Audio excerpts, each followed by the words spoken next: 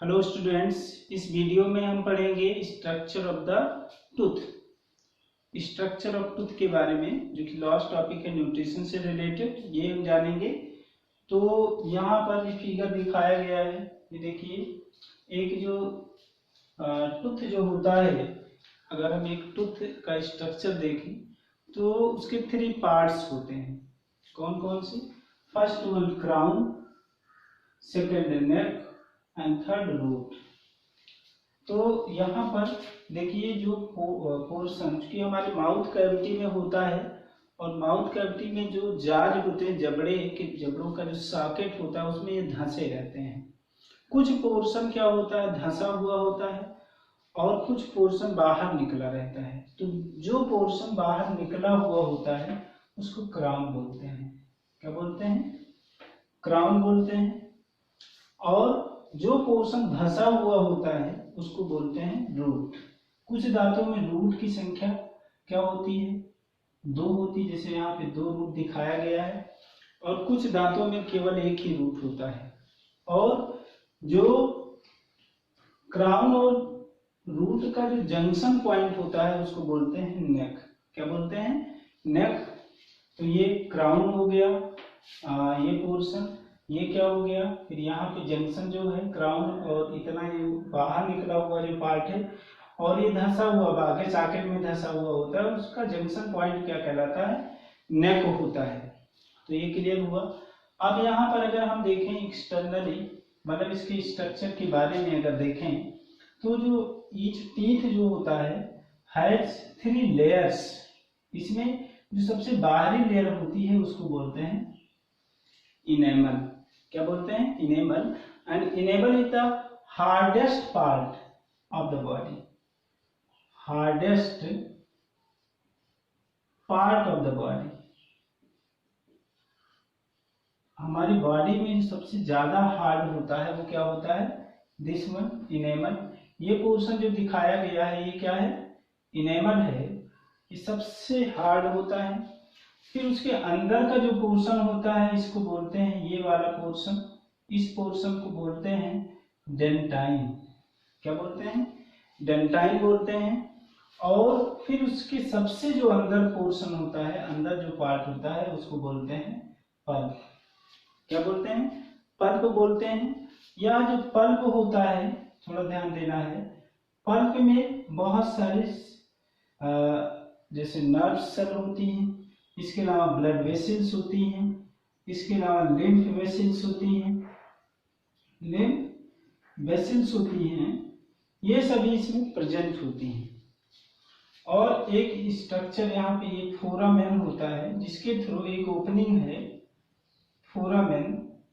इसके थ्रू क्या होती है? इंटर करती है कौन कौन सी? Blood vessels, nerve cells, lymph vessels, ये इंटर करते हैं। जिससे क्या होता है कि जो इसकी सेल्स हैं उनको डिफरेंट टाइप ऑफ मटेरियल की जो रिक्वायरमेंट है उसकी सप्लाई ब्लड वेसल्स के थ्रू होता रहता है। या नर्व के थ्रू क्या होगा? सेंसाइजेशन होता रहता है। जैसे होता क्या है कि जब डिके होने लगता है कभी कदार, अगर जो है हमारा उस तरह से खाने पीने की व्यवस्था, जैसे मान लीजिए क्या है, चॉकलेट या ये सब अगर चिपक जाए, तो उस केस में क्या होगा कि ये सड़ना शुरू कर देता है, डिके होना शुरू कर देता है, और धीरे धीरे डिके होकर के यहाँ तक पहुँचता है। देखिए, इसमें इनेमल और डेंटाइन दोनों में ये नर्व सेल्स नहीं होती है, जिससे अगर डिके होगा तो कोई पेन नहीं काज होती। लेकिन जब क्या होता है, वो डिके पहुंचता है कहाँ पर? पल्प में पहुंचता है, तो पेन भी काज होगा और जो ब्लड भी उससे रिलीज हो सकता है। तो ये हो गया। अब आप लोग जान लेंगे कि जो ह्यूमन बीइंग है, ह्यूमन बीइंग में जो टीथ होते हैं 4 तरह के मिलते हैं। ह्यूमन बीइंग में जो टीथ मिलते हैं वो कितने तरह के? 4 टाइप ऑफ टीथ मिलते हैं। उसमें जो टीथ है वो कौन सा है? First incisor, second one canine, third premolar, fourth जो होता है वो होता है मोलर। फोर्थ जो होता है वो क्या होता है? मोलर। ये 4 तरह के टीथ होते हैं।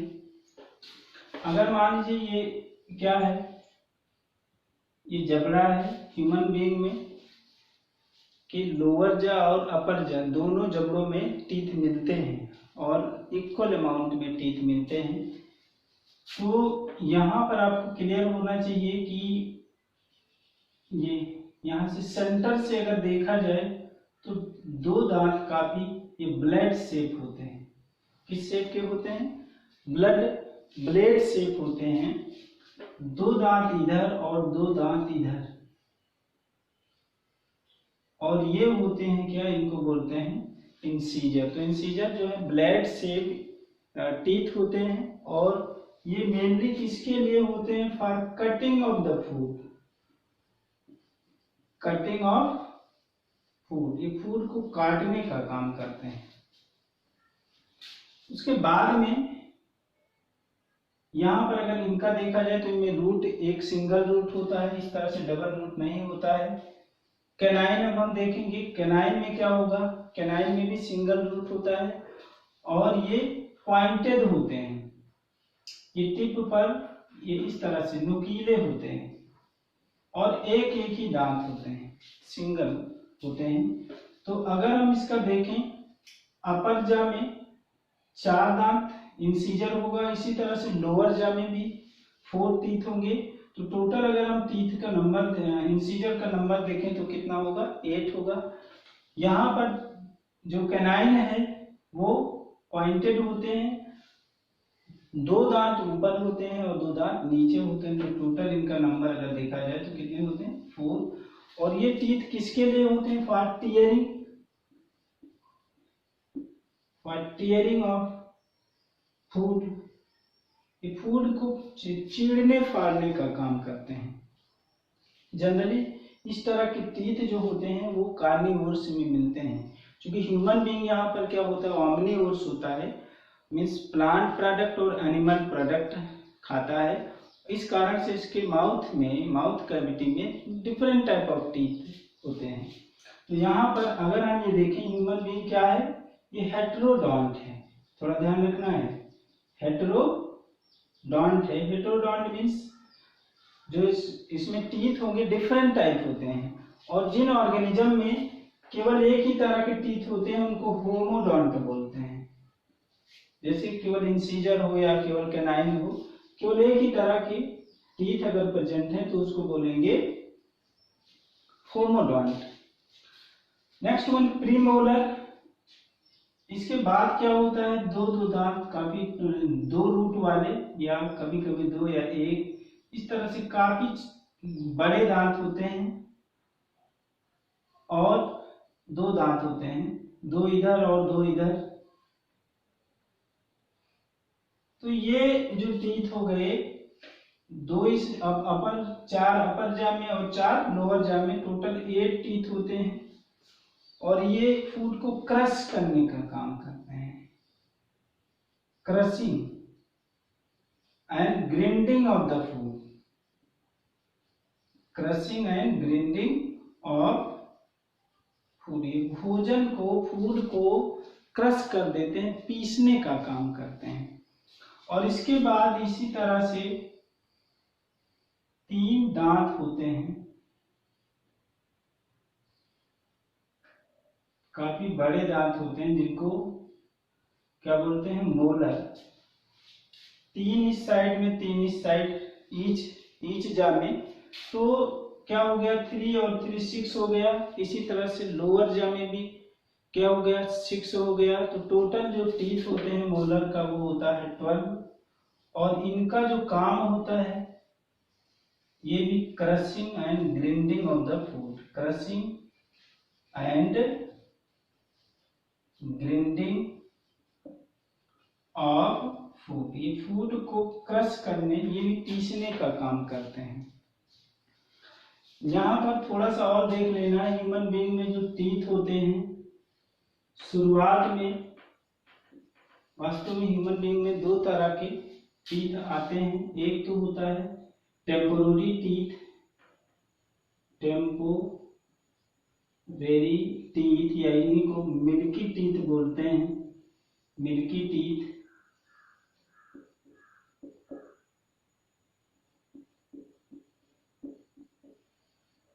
और इनका नंबर होता है, कितना होता है? 20 टीथ होते हैं। और परमानेंट टीथ, परमानेंट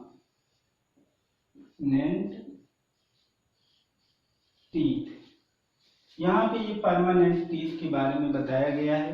जो टेम्पोररी टीथ होते हैं ये फिर बाद में रिप्लेस कर दिए जाते हैं, मतलब पहले ग्रो करेंगे फिर वो निकल जाएंगे और उनके स्थान पे फिर परमानेंट टीथ जो है आ जाएंगे। तो इस बेस पर जो ऑर्गेनिज्म जिनमें क्या होगा, केवल एक बार ही टीथ ग्रो करे और फिर गिर जाने के बाद दोबारा ना ग्रो करे, तो उनको मोनोफायोडोंट बोलते हैं। ऐसे ऑर्गेनिज्म जिनमें केवल उनके पूरे लाइफ में एक ही बार टीथ ग्रो करे तो उसको मोनोफायोडोंट। अगर 2 बार ग्रो कर रहा है, एक बार मतलब ग्रो किया फिर रिप्लेस हुआ, फिर दूसरी बार ग्रो किया उसके बाद फिर नहीं ग्रो, तो ऐसे ऑर्गेनिज्म को डाईफायोडोंट बोलते हैं। तो यहाँ पर जो ह्यूमन बीइंग है इसमें क्या होता है, उसके लाइफ में 2 बार टीथ ग्रो करते हैं, इसलिए ह्यूमन बीइंग क्या है, ये एक तो हेटेरोडोंट है और क्या है, डाईफायोडोंट। डाईफायोडोंट क्यों बोलते हैं, क्योंकि इसके लाइफ में 2 बार टीथ ग्रो करते हैं। अब यहाँ पर देखिए परमानेंट टीथ के बारे में यहाँ बता दिया गया है। टेम्पोररी टीथ में मिलते कौन कौन से हैं, एक तो इंसीजर मिलता है, दूसरा कैनाइन मिलता है और तीसरा प्रीमोलर मिलता है। तो इस तरह से क्या होता है कि इसमें टोटल 20 टीथ होते हैं। अब ये भी क्लियर हो गया आपको कि डाईफायोडोंट बोलते हैं। और इस तरह से यहाँ पर टीथ से रिलेटेड जो भी था वो आपको बता दिया गया। इसके बाद हम देखते हैं डेंटल फार्मूला, मतलब जो teeth different type of teeth होते हैं वो कौन कौन से होते हैं, वो बताता है कि हमारे माउथ कैविटी में किस तरह से डेंटिनेशन है, कितने टीथ हैं। तो यहाँ पर मैन ह्यूमन बीइंग का अगर हम डेंटल फार्मूला देखें तो आपको बताया गया था कि अगर सेंटर से यहाँ से देखा जाए तो 2 इस साइड में 2 इस साइड इंसीजर होते हैं और फिर एक एक कैनाइन होते हैं। एक जबड़े का यहाँ दिखाया जा रहा है, चाहे लोअर जा देखें या अपर जा देखें, तो 2 इधर 2 इधर। सेंटर से अगर देखें तो सेंटर से 2 इस साइड में 2 इस साइड में इंसीजर होता है, फिर उसके बाद में एक इस साइड एक इस साइड में क्या होगा, कैनाइन होगा, फिर 2 प्रीमोलर होता है और फिर 3 क्या होते हैं, मोलर होते हैं। तो टोटल ये अगर देखा जाए तो 16, क्योंकि ह्यूमन बीइंग के दोनों जा में सेम नंबर ऑफ टीथ होते हैं, तो अगर हम 2 से मल्टीप्लाई करें तो क्या हो गया, 32 हो गया। इस तरह से यहाँ डॉग देखें तो एक साइड में ये 3 होगा, 3, फिर कैनाइन 1 होगा, मोलर की संख्या यहाँ 4 होती है और जो प्रीमोलर की, और जो मोलर होता है उसे एक साइड में 2 होगा और एक साइड में 3 होगा। अगर हम देखिए ह्यूमन बीइंग के केस में अगर देखें मिल्की डेंटिनेशन देखें या बच्चे में मिल्की टीथ ही मिलता है, तो यहाँ पर आपको बताया गया कि प्रीमोलर नहीं मिलते हैं और सभी टीथ मिलते हैं। केवल यहाँ पे एडल्ट में क्या होता है, 3 होते हैं, लेकिन ये 2 होता है, एक टीथ कम होता है मोलर का भी। तो इस तरह से बेबी का अगर डेंटिनेशन देखें तो 2 1 1 0 0 और 2 होता है। टोटल अगर हम टीथ देखें तो यहाँ पे 4 हो गया, 4 2 6 और 4 6 4 10। अगर हम 2 से मल्टीप्लाई करें लोअर जा में या अपर जा में तो ये हो जाएगा 20 टीथ होते हैं। तो इस तरह से ऐसे हम किसी भी ऑर्गेनिज्म का डेंटल फार्मूला लिख सकते हैं। इसमें ये याद रखना है, मैन का डेंटल फार्मूला पूछा जा सकता है आपके एग्जाम में। इसके अलावा कॉम्पिटिटिव एग्जामिनेशन से रिलेटेड ये भी याद रखिए, बेबी में जो डेंटल क्या होता है फार्मूला, कौन सा टीथ एब्सेंट होगा, तो आपको क्लियर है यहाँ पे प्रीमोलर नहीं मिलता है। मोलर में जो एडल्ट में 3 होते हैं तो यहाँ पर 2 ही होगा, समझ हैं। तो इस तरह से ये टॉपिक कंप्लीट हो रहा है, नोटेशन पूरी तरह से कंप्लीट हुआ। अब हम अगला जो नया टॉपिक है लाइफ प्रोसेसेज का ही, वह है रेस्पायरेशन, उसको हम अगले वीडियो से शुरू करते हैं। Thank you.